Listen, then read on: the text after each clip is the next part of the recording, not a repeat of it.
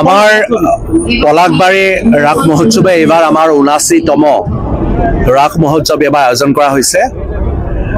আৰু এই ৭৯তম ৰাস মহোৎসৱ যদিও আমাৰ মাজত আমাৰ প্ৰিয় শিল্পী জুবিন গাৰ্গ ডাঙৰীয়া যোৱা ১৯ ছেপ্টেম্বৰ তাৰিখে তেওঁ আমাক বিদায় দি গুচি গৈছে তৎসত্ত্বেও আমি যেহেতু ভগৱান শ্ৰীকৃষ্ণৰ আজি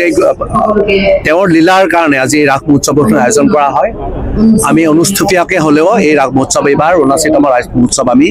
পলাশবাৰী ৰাস মহোৎসৱে আয়োজন কৰিছো আৰু ইয়াতে উপস্থিত আছিলে আমাৰ মহামান্য ৰাজ্যপাল লক্ষ্মণ প্ৰসাদ আচাৰ্য ডাঙৰীয়া তেখেত অশেষ ব্যস্ততাৰ মাজত পলাশবাৰী ৰাস মহোৎসৱত আহি আজি তেওঁ শুভ উদ্বোধনকাৰী ৰাস মহোৎসৱ শুভ উদ্বোধন কৰে চ' মই তেখেতক ধন্যবাদ জ্ঞাপন কৰিছো পলাশবাৰী সমষ্টি ৰাইজৰ হৈ আমি আশা কৰিছো যে 15 দিনীয়া পলাশবাৰী ৰাস মহোৎসৱ আমাৰ ৭৯তম এই ৰাস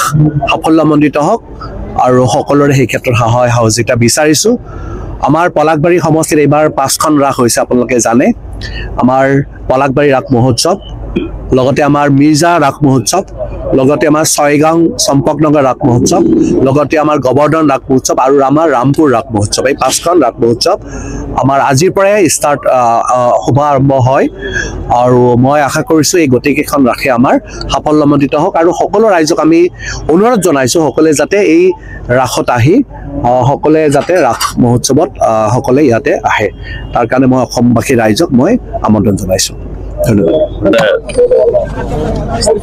भारत रत्न स्वर्गीय भूपेंद्र हजारिका जी और हरदिल अजीज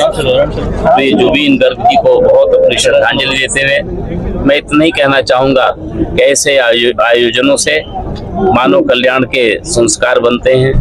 व्यक्ति के अंदर अच्छे संस्कार पैदा होते हैं भगवान कृष्ण की लीला पर आधारित यह पूरा उत्सव है भगवान कृष्ण ने हमेशा साधु संतों सज्जन शक्तियों को संरक्षण दिया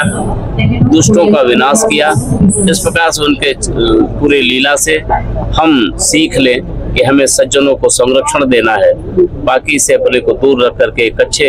समाज का निर्माण मानवता का विकास अपने अंदर हो इस लीला से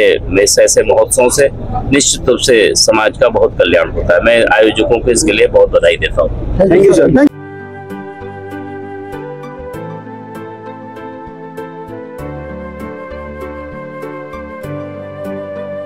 Mobile Plus Physiotherapy Wellness and Rehabilitation Center